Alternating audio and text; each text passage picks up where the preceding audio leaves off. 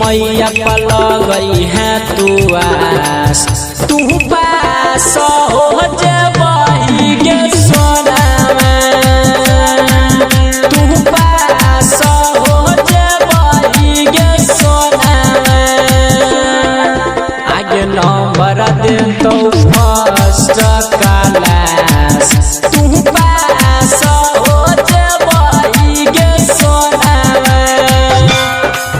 तू पास सावरिया तू पास भोरे भोरे लगई है मैया पर ध्यान गे दे तो बिया वाली तोरो ज्ञान गे तोरो ज्ञान गे भोरे भोरे लगई है मैया पर ध्यान गे दे तो बिया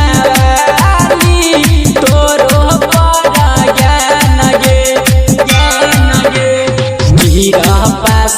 हो तो कुछ खास तू पास हो जबही गे सोना